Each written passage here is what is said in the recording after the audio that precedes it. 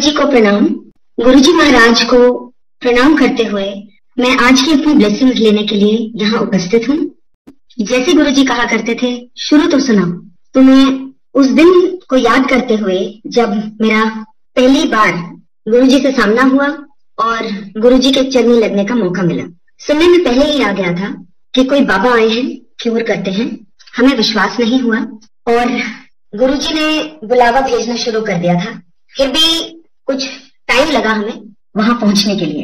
ये उस जमाने की बात है जब कोई बड़े मंदिर की या किसी दूसरे मंदिर की स्थापना नहीं हुई थी और गुरुजी अपने डेरे से, जलंधर से दिल्ली आए हुए थे लोगों का कल्याण करने के लिए। जब हम वहां पहुंचे तो हमें बताया गया कि जो जहां बैठा है वहीं बैठा रहे। गुरुजी अपने आप आएंगे और अपने आप बात करेंगे। आपको ना कुछ पूछना है, ना कुछ बोलना है और ना ही आपके इर्द गिर्द जो बैठे हैं उनसे ही बात करनी है। जब पहली बार गुरुजी को देखा, क्योंकि उस समय स्वरूप सिर्फ मैंने जलंधर मंदिर में देखा था बाद में, और पहले कोई स्वरूप ऐसे नहीं थे गुरुजी की, इतनी मनता भी नहीं थी। तो जब गुरुजी सामने आए तो एक उनका ऑरा था जो आप एक रूहानियत कह सकते हैं, वो डिफरेंट थे। He was different than anything one had perceived.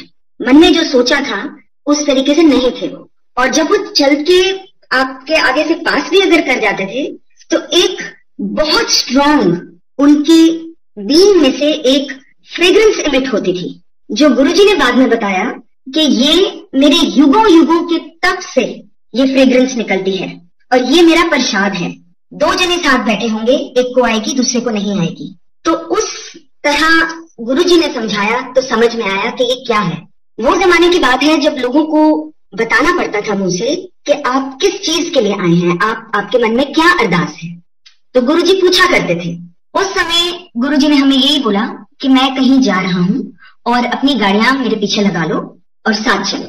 तो वहां पे जब हम गए, किसी का घर था, ड्राइंग डाइनिंग था, लेकिन सब जमीन पे बैठे थे। गुरुजी एक कमरे में चले गए और उन्होंने अपने आप को वहां बंद कर लिया। अब बाहर संगत जो बैठी हुई थी वो सब जमीन पे बैठी हुई थी और मैं बिल्कुल जमीन पे नहीं बैठ सकती थी क्योंकि मेरी टांगों में दर्द था और इस कदर दर्द रहता था कि इलाज करवाने के बाद भी वो दर्द ज्यादा नहीं था। बेटा मेरा बहुत छोटा था उस टाइम, सिर्फ 7 साल का था। ये 1995 की बात है और उसके गले में क्योंकि पस पड़ जाती थी और उसको एक एंटीबायोटिक को छोड़ के बाकियों से रेजिस्टेंस है, तो इसीलिए ये प्रॉब्लम एज अ मदर मेरे को बहुत ज्यादा परसिस्ट करती थी। हर महीने बुखार आता था, बहुत तेज चढ़ जाता था। जब मैंने सुना कि यहाँ हार्ट और कैंसर ठीक हो रहे हैं तो मन में ये अरदास लेके मैं उनके पास आई थी। गुरुजी कमरे से निकले, सीधा मेरी तरफ आए और इशारा करके खड़े होने को बोला। मुझे नहीं पता कि मैं कब थक के बैठ गई और हड़बड़ा के मैं खड़ी हुई। मुझे पूछा उन्होंने पंजाबी में, मुझे कहते हैं 10। मैंने कहा जी मेरा मुंडा। कहते हैं उसकी छोड़, अपनी बताओ तुझे क्या प्रॉब्लम है। मैंने कहा जी मेरी टांगे बहुत दर्द करती हैं। तो बोला यहाँ इतनी देर तू बैठी रही, तुझे दर्द हुई। फिर मुझे एकदम रियलाइज हुआ कि मैं कब थक के बैठ गई, मुझे खुद को नहीं पता था और मेरी टांगों में कोई दर्द नहीं था। उन्होंने बोला आज के बाद नहीं होगा और आज 2023 चल रहा है, कोई मेडिकेशन नहीं, कोई कुछ नहीं, जबकि सारे इलाज में करवा चुकी थी और कोई राहत नहीं मिलती थी। फिर उन्होंने बोला मुंडे दा 10। मैंने सिर्फ इतना बोला जी गला खराब रहता है। उन्होंने बोला इसको सोने का ऊन पहना दे और घर में चावल बनाना और खाना बंद कर दो। 2 बातें मेरे दिमाग में उस टाइम दौड़ी। इतने छोटे बच्चे को एक गोल्ड चेन, तो आगे से उन्होंने मेरा माइंड रीड करके बोला पीले धागे में पहना दियो। फिर मैंने धीरे से टिपटो करके उनके कान में बोला, मैंने कहा जी ज्वाइंट फैमिली है, मतलब मैं तो मान लूंगी लेकिन बाकी कैसे चावल मना कर दूं बाकियों को। तो उन्होंने बोला तू, तेरा घरवाला, तेरे दोनों बच्चे सारी उम्र ना चावल खाओगे ना बरतोगे, और ऐसा ही करते हैं। उस टाइम गुरुजी ने मुझे बहुत अलग अलग बख्शिशें दी जिसका मुझे बिल्कुल यकीन नहीं था उस जमाने में, और ऐसा ही लगता था कि ये क्या भूल गए और समझ भी नहीं आई कि हाउ कैन इट बी। मन में सिर्फ एक ही ख्याल आया कि ये कैसे हो सकता है। उन्होंने ब्लेस किया, ये तेरा स्कूल है। मैंने कहा नहीं जी आपको गलत फहमी है, मेरा कोई स्कूल बोल नहीं है, मेरी मदर स्कूल चलाती है और मैं कुछ नहीं करती। कहते नहीं तेरा स्कूल है और मैंने देख लिया। और ब्लेसिंग्स वो देते चले गए, बोलते चले गए और मैं सिर्फ सुनती रही कि ये जो भी बोल रहे हैं मेरी समझ में नहीं आ रहा। फिर उन्होंने एक बात बोली, गुरुआं दी गल पत्थर दी लकीर होंदी है, स्कूल खुलेगा तो बहुत वधिया चलेगा, मैं देख लेता तो तू देखी।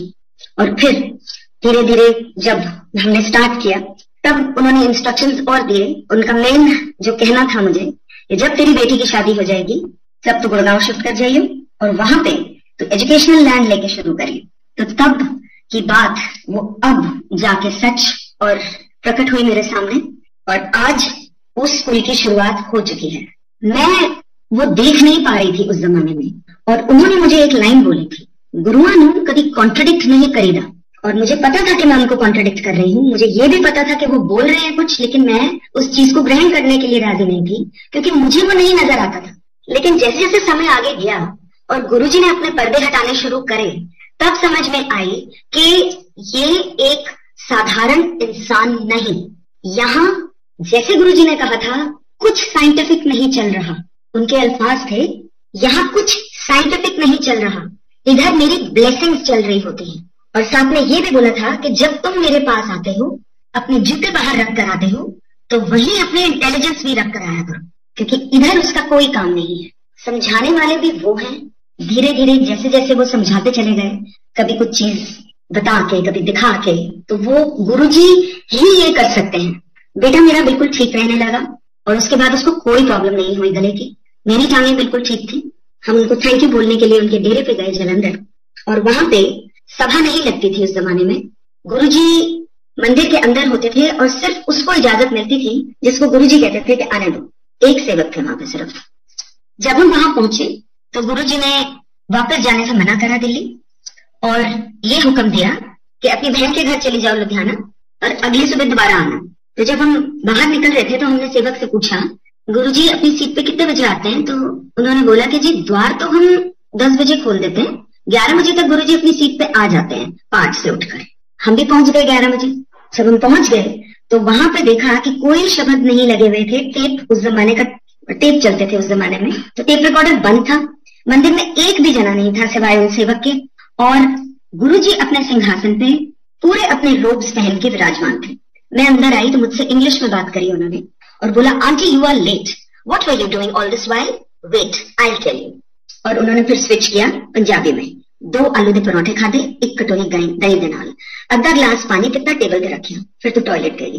तेरी बहन दे पिछे वाले कमरे विच तेरा काला सूटकेस पिया सी, तेनू तेरी कुड़ी दी ड्रेस पसंद नहीं आई, ओ तू चेंज करके उन्हों ऑरेंज ड्रेस पहनाई। फिर सारे कमरियां विच जाके सबनू कलेक्ट किया, टेबल ते वापस आई, अद्धा गिलास जो पानी तक छड़िया सी तो उन्हों फिनिश किया। फिर टॉयलेट गई। पूरा 1 घंटा लेट आ रही है, गुरुआ नू वेट नहीं कराईदा। वो बोलते गए, मेरा मुंह खुलता चला गया और बहुत बहुत अचंबा हुआ, ये कौन है, इनको इतना कैसे पता। और उसके बाद उन्होंने और बताना शुरू करा और उसके बाद उन्होंने फिर हमें बिठाया और ये बोला कि लंगर खा के जाना। एक थाल में गुरुजी खुद पराठे लाए खूब सारे। मैंने देखा कि ये बहुत ज्यादा हैं और ये तो अगर हम सारे शेयर भी कर लेंगे, हम जो हमारी जो फैमिली गई थी, तो ये और तो खा ही नहीं पाएंगे। तो मैंने वो उठा के काफी जो एक्स्ट्रा थे, ये वेस्ट ना हो जाए, मैंने उनको वापस पकड़ाना चाहा और बोला, excuse me but I have only 1। तो उन्होंने सारे मेरे हाथ से स्नैच करके जोर से थाल कर रखे और बोला, eat this, it is your medicine. और फिर उन्होंने महत्व समझाया लंगर प्रसाद और चाय प्रसाद का। उन्होंने बोला कि मेरा प्रोसेस जो है वो चाय प्रसाद और लंगर प्रसाद, ये तुम्हारी ब्लेसिंग्स है और यही तुम्हारी मेडिसिन भी है, और इसका एक भी दाना जाया नहीं करना चाहिए, पूरा खा जाना चाहिए। कुछ लोग आए, गुरुजी ने उनको इजाजत दी। वो हमसे भी पहले गुरुजी के चलने लगे थे। गुरुजी ने उनको बिठाया और एक एक करके उनसे हमें कल्याण सुनवाए। गुरुजी ने उनको बोला कि जो जो कल्याण मैंने करे, चलो बताओ इनको, 10 एनानो 10। तो एक का सुना, दूसरे का सुना, तीसरे का सुना। मेरे हस्बैंड और मैं, गुरुजी और हम सब जमीन पे ही बैठे थे। तो मेरे हस्बैंड ने गुरुजी से पूछा, गुरुजी don't you think it's very pompous? आपको नहीं लगता कि आप अपनी वड्याई करा रहे हो? आप हरेक को बोल रहे हो कि जो मैंने तेरे लिए कल्याण करे तो उसको सुना। हम नए थे, हमें नहीं पता थी गुरु की महिमा, हमें कुछ भी नहीं पता था।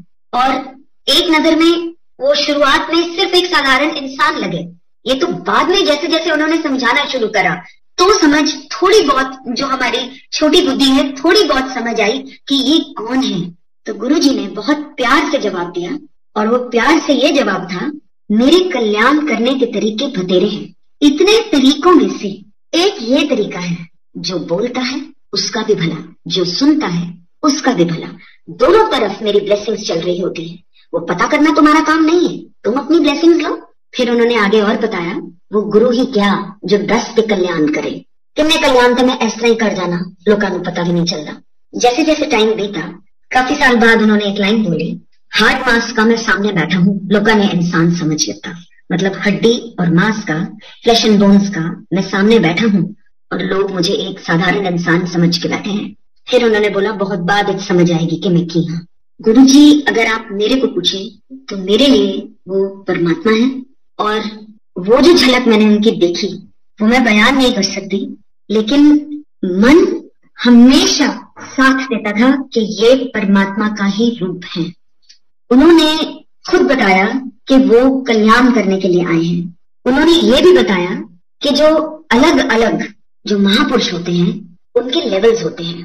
वो कहते हैं एक ही ऐसा महापुरुष होता है जो सतगुरु होता है, और उसके पास परमात्मा से ये परमिशन होती है कि वो लोगों का मर्ज अपने कंधों पे खींच सके, और किसी के पास शक्ति नहीं होती कि वो लोगों का मर्ज अपने ऊपर खींच के ठीक कर सके। उन्होंने ये बताया कि जो बाकी हैं वो मार्गदर्शन करते हैं और वो करेंगे, अपने अपने लेवल पे करेंगे। और अगली लाइन उनकी ये थी, वो सतगुरु मैं हाँ। तो ये सिर्फ जिनके पास इतनी शक्ति हो वो ही ऐसे ऐलान कर सकते हैं। शुरुआत में जब ऐसी बातें सुनी तो लगता था ऐसे कैसे, लेकिन जैसे जैसे समय बीतता चला गया वो स्पष्ट होता चला गया कि जो ये ज्योत है ये परमात्मा की ही है। उन्होंने ये भी बताया कि if anybody tries to take, मतलब कोई भी इंसान दूसरे का मर्ज अपने ऊपर नहीं खींच सकता, वो क्रम्बल कर जाएगा। तो इस बात की उन्होंने जब इस बात का खुलासा करते हुए ये बताया, तो ये भी बताया जब मेरे फादर इन लॉ ने उनको पूछा कि हमारी फैमिली के जो महाराज जी हैं वो बाबालाल जी महाराज हैं और वहां पे गद्दी चलती है, तो आपके बाद कौन? बहुत ब्लंटली मेरे फादर इन लॉ ने उनको पूछा था, जिसका जवाब उन्होंने ये दिया, पहले भी मैं, हुन भी मैं, बाद भी मैं, इत्थे कोई गद्दी नहीं चलती, इत्थे मैं ही मैं हाँ। एक बार गुरुजी ने बताया, डॉक्टर अपना काम करेंगे, मैं अपना काम करूंगा, दवाई भी तब लगती है जब मैं ब्लेस करता हूँ। उन्होंने ये भी बोला कि तू कहीं भी खड़ी हो जा, किधर भी अरदास कर ले, तेरी सारी अरदासें एक ही भगवान को आगे प्रवान होती है, क्योंकि भगवान एक है, रब एक है। लोगों ने वखरे वखरे ना दे देते, रब को खिडौना समझ लेता। उनकी एक और बात थी जो उन्होंने बयान करी उस समय।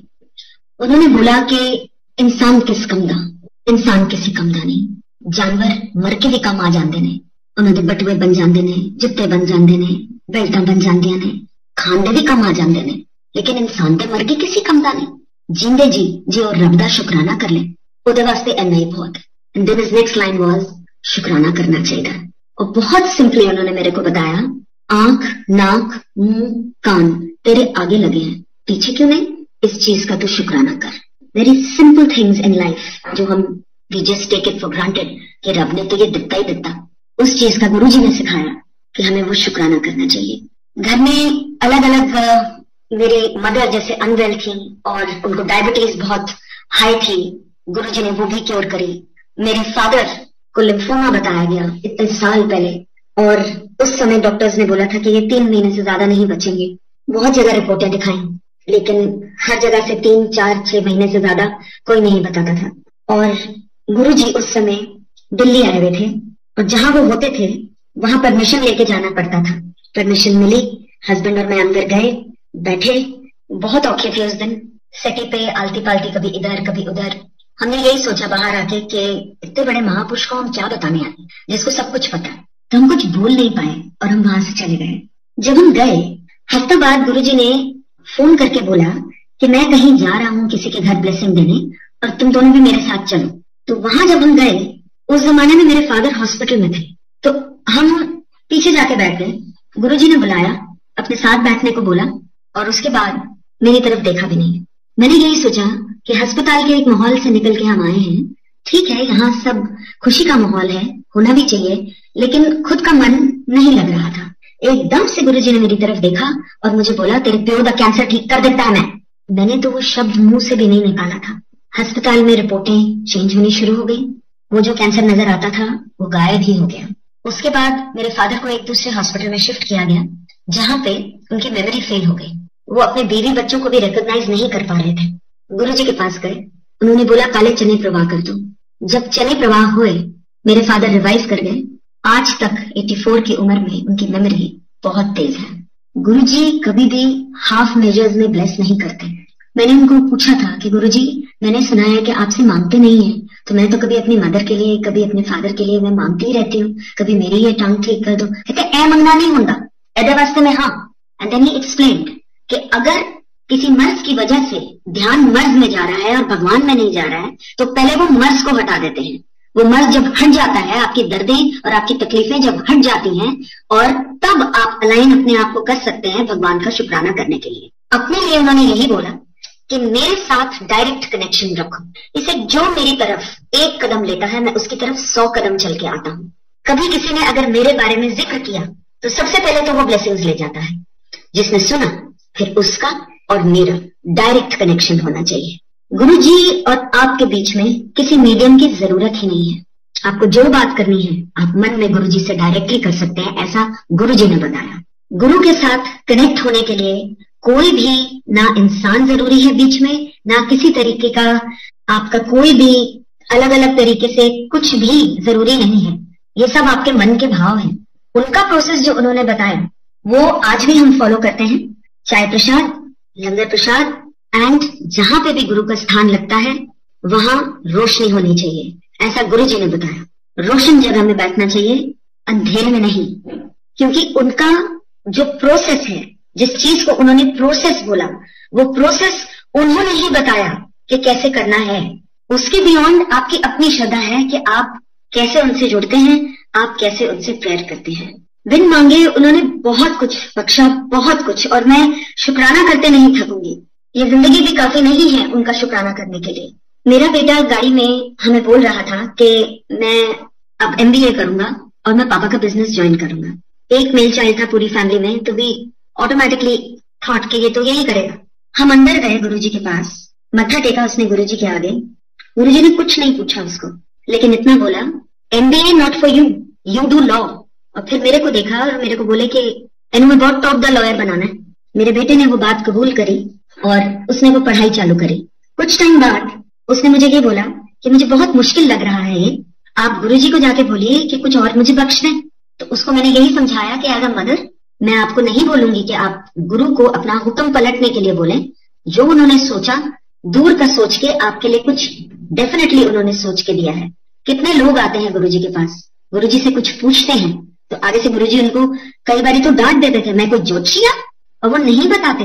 आपको उन्होंने खुद बताया, तो आपको नहीं ऐसे बोलना चाहिए। कुछ टाइम बाद उसी दिन फोन आया कि कुछ संगत मेरे साथ कहीं जा रही है, तुम्हारी फैमिली आ जाओ फटाफट। हम लोग जब पहुंचे वहां, तो बाकी सब गाड़ी पार्क कर रहे थे। गुरुजी के साथ मैं और मेरा बेटा, हम आगे आगे चलने लगे। एक लिफ्ट आई, लिफ्ट में जैसे दरवाजा बंद हुआ, गुरुजी मेरे बेटे को देख के कहते हैं, तेनू ते मैं वकील बना के छड़ना, लेटर और sooner. And then again he looked at me and he said, Sabina तेनू 2 साल बड़े मुश्किल लगनगे, उसको बाद एदी टोर देखी, तेनू बड़ा टॉप दा वकील बनाना है। और बहुत खुश होके बोले, आज मेरा बेटा वकील है और आज वो ये महसूस करता है कि जो गुरु ने उसके लिए चूज किया सबसे बेस्ट। वो ये कहता है कि उसकी और एबिलिटी किसी चीज में हो ही नहीं सकती थी। तो वो गुरु ही है जिसने इतना सोचा, सबके लिए सोचा, घर में हर एक के लिए सोचा। और सबसे एक अलग बात ये थी कि गुरु जी का कोई भी कभी भी फेवरेट नहीं होता था, कभी भी नहीं। हर एक का एक समय होता था, जिस समय वो जिसका कल्याण कर रहे होते थे, उस इंसान को शायद यही लगता होगा कि मैं ही मैं हूं, लेकिन नहीं, गुरु के लिए सब बराबर है। आज का आया, 10 साल पहले का आया, 20 साल पहले का आया, गुरु के दरबार में सब बराबर। कोई भी इतना पास या इतना दूर नहीं। पास उतने हो आप गुरु के जितना आप अपने आप को समझते हो कि हम इतने पास हैं। तो वो आपके अपने श्रद्धा भरे भाव हैं। गुरु जी इज बियॉन्ड वर्ड्स। उनको अल्फाजों में एक समेशन देना, एक समराइज करना, ये किसी भी इंसान के मेरे ख्याल से बस में नहीं। उन्हें सिर्फ महसूस किया जा सकता है, क्योंकि एक रूहानी शक्ति है, वो आज भी हमारे बीच है और उनको सब कुछ पता है। उनसे कोई चीज नहीं छुपा सकते आप, कोई चीज नहीं छुपा सकते। आप जहां जुड़े हैं बिल्कुल सही जुड़े, बिल्कुल सही, और बिल्कुल एक एक बहुत महफूज जगह जुड़े हैं आप। गुरुजी से ज्यादा मुझे अगर पूछा जाए तो मेरे लिए और कोई परमात्मा नहीं गुरुजी को छोड़ के। मुझे जीवन दान दिया गुरुजी ने और ये कहा था, जे मैं तेनू दसांगा तेनू किए तेरे पैरा तले जमीन खिसक जाएगी। मैंने उसी समय हाथ जोड़ के बोला, महाराज मैनू दसना ना। उन्होंने बोला, मैं 5 साल बाद दसांगा तेनू। मैंने फिर हाथ जोड़े, महाराज मैनू दसना ना, क्योंकि अगर मेरा गुरु ये सोच रहे हैं कि मैं वो बर्दाश्त नहीं कर पाऊंगी तो मेरे को जानने की भी क्या जरूरत है, जब मुझे पता था कि ये सब कुछ ठीक कर सकते हैं। उन्होंने मुझे 5 साल बिना दर्शन के रखा।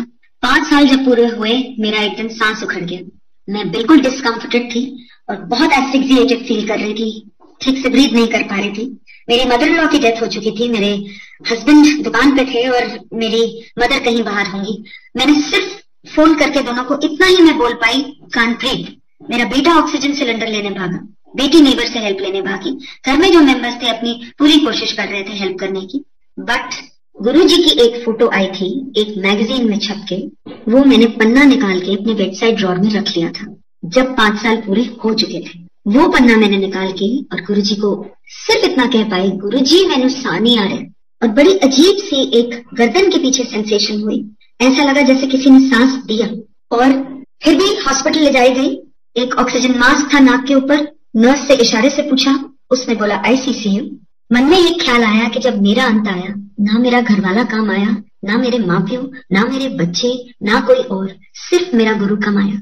जब गुरुजी के आगे खड़ी थी और वो प्रसाद बांट रहे थे सबको, मुझे देख के स्माइल किया और बोला, क्यों फिर ना घरवाला कम आया, ना माँ प्यो, ना बच्चे, ना कोई और, तेरा गुरु कम आया, ले तेरी सेकंड लाइफ, तू ऐश कर।